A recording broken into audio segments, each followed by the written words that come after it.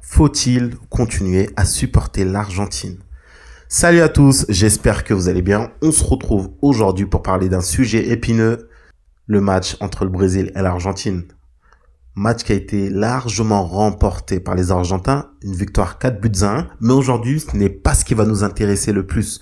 Nous, on va plus parler de ce qu'il y a autour du match. On va rappeler très rapidement, si on voit qu'il y a autant de personnes du FC Barcelone et même d'autres équipes qui supportent autant l'Argentine, c'était plus par envie de voir Messi gagner un trophée important avec sa sélection, chose qui lui échappait pendant plusieurs années. On se souvient des finales perdues en Coupe du Monde, des finales perdues en Copa América. Et on avait énormément de personnes qui voulaient absolument le voir gagner un titre, chose qui a été faite, avec cette Copa América gagnée au Brésil, suivie d'une Coupe du Monde et suivie d'une autre Copa América. Donc on peut se dire que là, à niveau de titre international, il est assez gâté. On peut aussi se dire logiquement que là, aujourd'hui, il n'y avait pas vraiment de raison de supporter l'Argentine. Et en plus de ça, il ne jouait pas. Il jouait pas avec l'Argentine parce qu'il était blessé. Messi ne jouait pas parce qu'il était blessé. Mais quelle fut ma réaction lorsque j'ai vu déjà la réaction des gens après l'interview de Rafinha, lorsqu'il dit qu'il va tabasser les Argentins. Une interview que je trouve un peu traître. On sait parfois que les interviews, quand on est pris de court comme ça, c'est un peu difficile de répondre et d'avoir des réponses intelligentes. Moi, je pense qu'il s'est plus fait piéger par autre chose. Et ce qui est dommage, ce que je trouve qui est dommage, c'est qu'il s'est fait piéger par un ancien joueur. Je trouve ça assez dommage. Mais bon, voilà, c'est le jeu, c'est comme ça.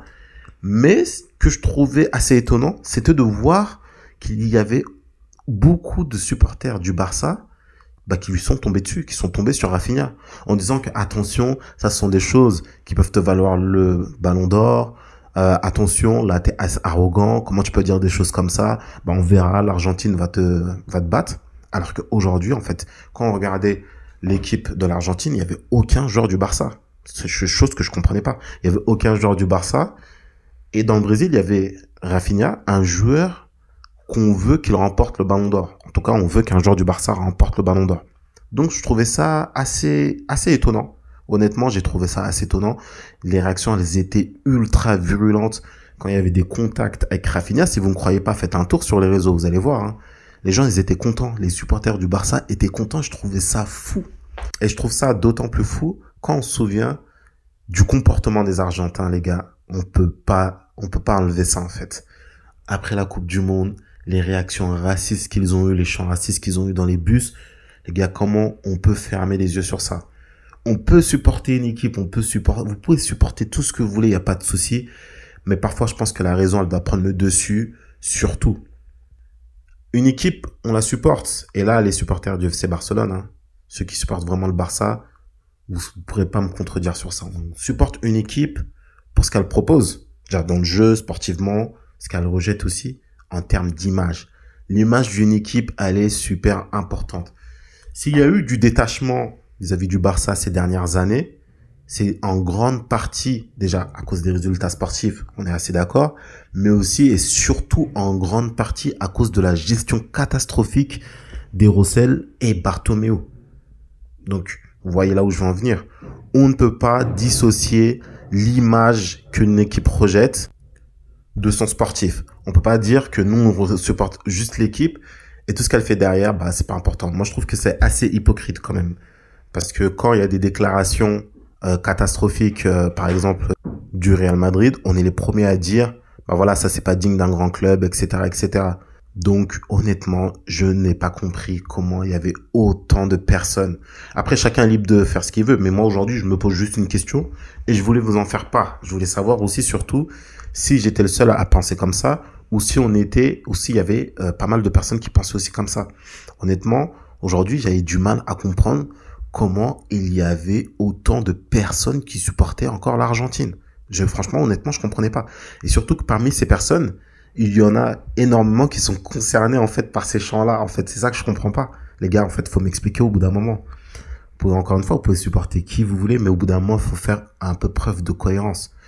Si t'es supporter du Barça ou même de Madrid, et que t'as des joueurs qui jouent dans l'autre équipe et toi, tu supportes l'équipe, je comprends pas, en fait. Je comprends pas.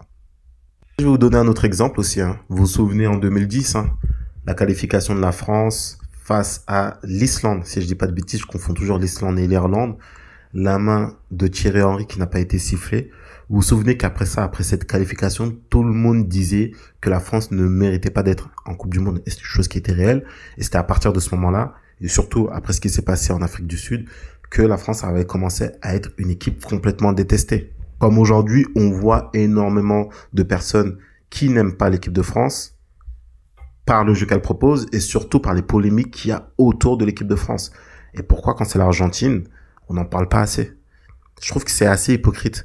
Il y a beaucoup d'hypocrisie dans le monde du foot, mais celle-là, en fait, je trouve qu'elle est assez dérangeante. Bon, sinon, si on parle rapidement du match, Alvarez, vous avez vu, efficace. Franchement, il fait une grosse saison. Il continue à marquer des buts. Si franchement, on peut l'avoir au Barça, on le prend largement. Ça, il n'y a aucun doute là-dessus. Rafinha, j'ai été inquiet. Moi, il allait pas pouvoir finir le match sans blessure. Surtout quand j'ai vu que ça commençait à, les esprits commençaient à chauffer. Je me suis dit, ah là là là là là, ça va être compliqué, mais bon. Apparemment, pas de blessure pour lui, donc on est content. Les gars, sinon à part ça, je pense que les déclarations de Rafinha n'auront aucun impact. Ça va avoir aucun impact. Et cette défaite non plus n'aura aucun impact sur le fait qu'il peut avoir ou non le ballon d'or. Ce match-là ne changera absolument rien du tout. Et ça ne rentre même pas dans la case fair play, parce qu'on sait que Rafinha, c'est un joueur qui est très très fair play, respectueux, qui respecte aussi de ce qu'on voit en tout cas. Il n'y a pas raison de faire comparaison avec Vinicius Junior, c'est deux joueurs qui sont complètement différents. Voilà les gars pour cette vidéo, un petit retour rapide. Je sais que c'est un sujet que les gens ne vont peut-être pas aimer, mais bon, moi je trouvais que c'était important. S'il y a une chose que je n'aime pas dans le monde du foot et même dans le monde en manière générale, c'est l'hypocrisie, les gars. Dites-moi si vous pensez comme moi ou si je suis le seul à penser comme ça. Sur ce, n'hésitez pas comme d'habitude à vous abonner, à lâcher un like, à lâcher un commentaire surtout le commentaire super important pour qu'on puisse échanger. Sur ce, moi je vous dis à très bientôt, ciao ciao.